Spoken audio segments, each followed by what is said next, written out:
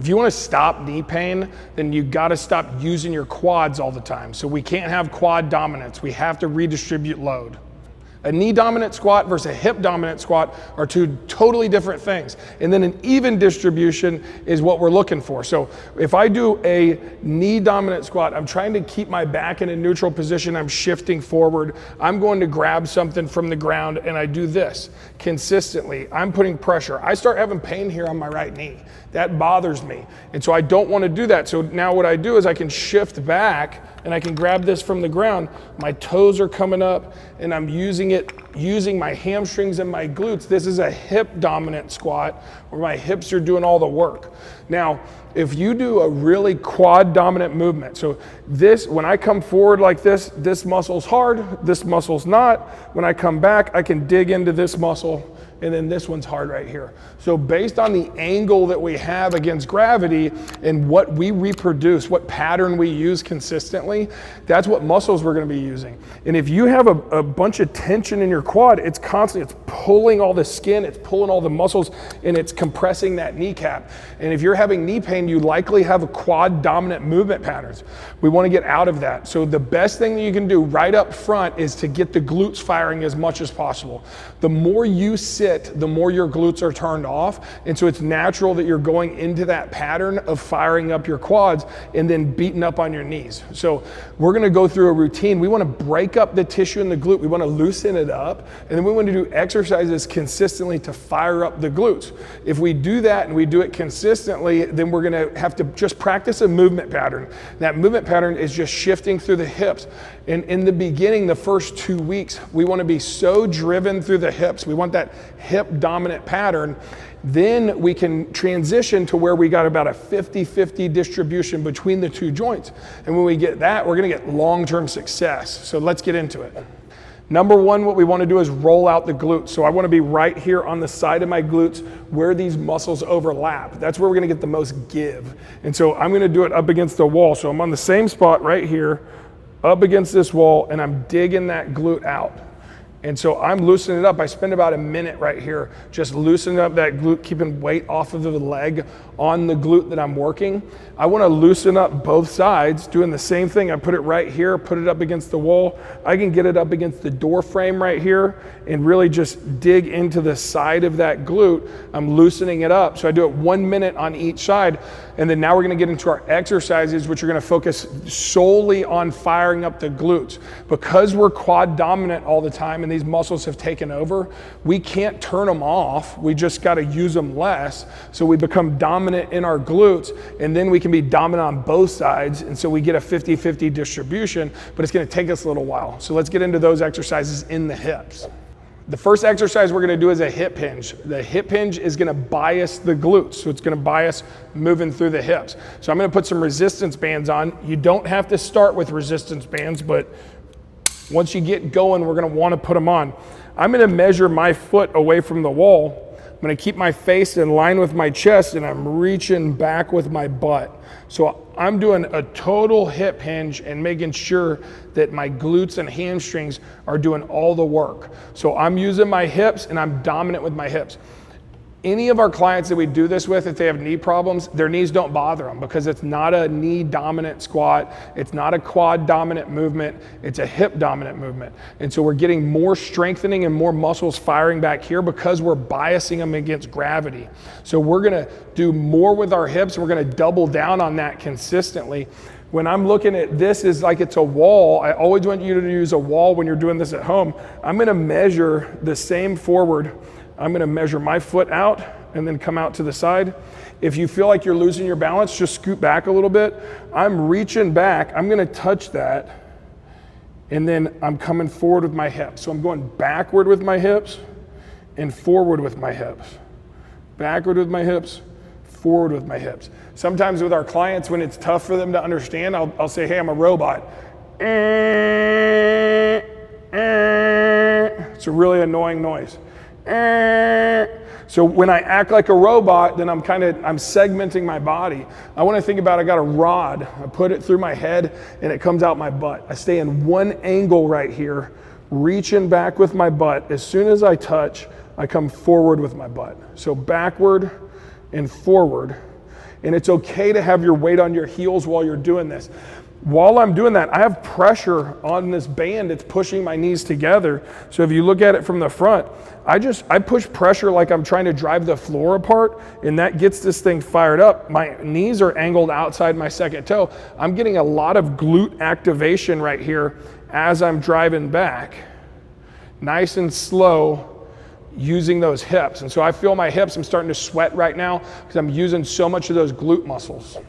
We call this the glute flow. So this is a really tough glute exercise. Now we got two options with the band. We can put the band right here at our knees, or we can put it down at our ankles.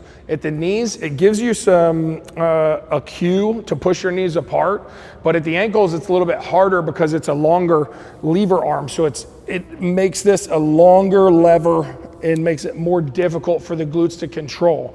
So when we do the glute flow, I'm gonna do a box pattern. So I'm gonna teeter on one leg.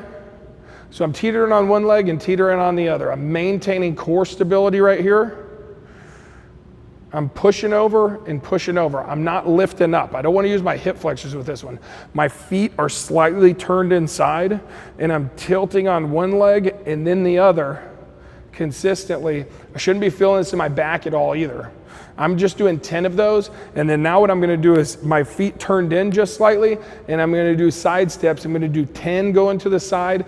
I'm gonna do 10 going backward, but I'm gonna hold that pressure out to the side, and I'm gonna do a box coming all the way back to this position. So 1, 2, 3, small little steps, because I want to maintain that engagement on my glutes. If I do this, I'm losing the engagement on my glutes, and I'm putting a lot of pressure on my knees. So we're really focused on keeping those knees apart, driving. And I'm going to show you also from up above my knees right here.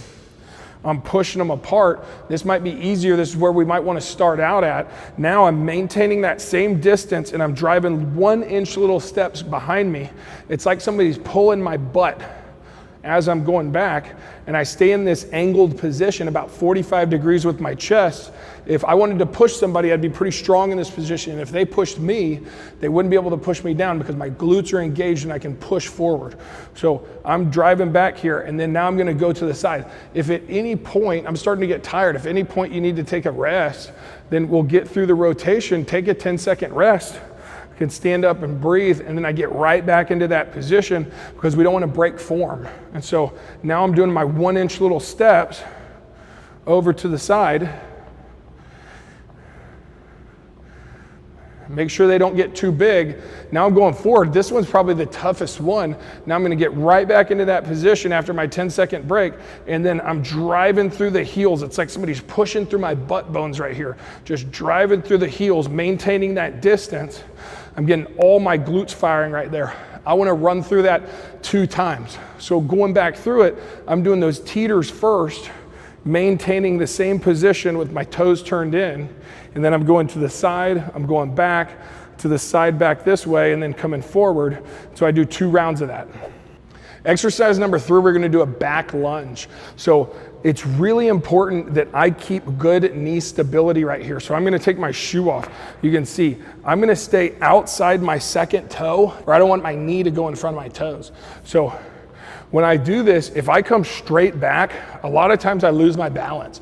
That's what we see with clients. So what we do with our clients is we tell them to go ahead and kick that foot out to the side. If they're able to kick that foot out to the side, they give themselves more balance to push out, and so they can stay outside that second toe, and then they don't cause pain. None of these exercises should hurt. We're firing up the glutes. We're not causing any problems with the knee. So when I do this, I'm driving out to the side. This is my medium, coming down, about 3/4 right here. And this is my full one coming down. So each one of those went a little bit further back, and what I'd say is don't progress yourself too fast. Do the medium, do the 50% for about 2 weeks. consistently. We want to do it daily, firing up the right muscles. And then after 2 weeks, get to 3/4. And then after 2 weeks, so we're at weeks 4 through 6, we're going to do 100%. You're going to see that strength build over that time. We're going to do 2 sets of that. Now, looking at it from the side, something that's important as well. If I'm coming back, I want to do in my 50% here. It's a very mechanical motion, and I want to be slow and controlled. I'm doing 3/4 now, and then doing the full one where I'm dropping down and back. You see that I'm not putting much pressure on that back leg. I want less than 10% of my pressure on that back leg, because that back leg, I'm gonna have a lot of pressure on that quad. And so I'm keeping the pressure off the quad by keeping all my pressure on the front leg and on that glute. And if I do that consistently, I'm gonna start getting a little bit more glute dominance so it can match the quad dominance so that we get stronger and we get that 50-50 distribution. Last, our exercise, we're gonna do a single leg stance toe tap. The reason why this is so important is because when we're landing on one foot, we should be able to keep that knee still. What we see consistently is somebody's landing and they do this. That knee drifts inward. So they put pressure on the inside and middle part of this knee. And if they're doing that, if you're doing that and you're running or you're walking and it keeps drifting inward, it's just like, it's like water torture treatment. So we're just tapping at it and tapping at it consistently. A lot of people get tortured with water, right? Most of them drowning. This is water torture where it's like a dropper, right? So it causes irritation right there. It's not gonna ever get a chance to get rid of that inflammation. And so what we do is we practice this movement pattern. And so I want stability with my hip.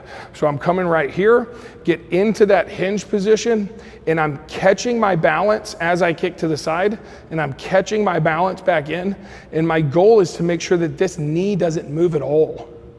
So in even just the littlest bittiest wiggle, I want to get rid of right here.